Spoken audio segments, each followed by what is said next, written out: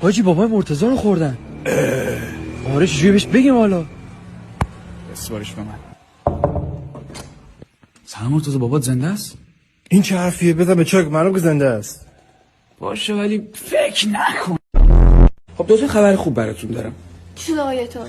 چیزی که ما تشخیص دادیم سنگ کلیه نیست. خب این خبر خوبیه که بچه است.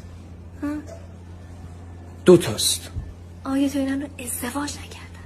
گوشی یه لحظه. آبجی میگم این سنگ کلیه با یه دورو چیز رفت میشه دیگه. فکر نکن. خسته نباشید. غذا برای سگ دوست دخترم میخواستم. مشکل نداره، همینجا میل میفرمایید. خیلی خوب گفتی ولی فکر نکن. حاجی بابای مرتضی رو خوردن. آره چجوری بهش بگیم حالا؟ بسپارش به من. سلام مرتضی، بابات زنده است؟ این چه حرفیه؟ بزن به چاک، معلوم که زنده است. باشه ولی فکر نکن. خب دو تا خبر خوب براتون دارم. چی شده آیتون؟ چیزی که ما تشخیص دادیم سنگ کلیه نیست. خب این خبر خوبیه که بچه است. 2 تاست. آیتون اینا رو ازدواج نکردن. گوشی یه لحظه. آبجی میگم این سنگ کلیه با یه دورو چیز رفت میشه دیگه.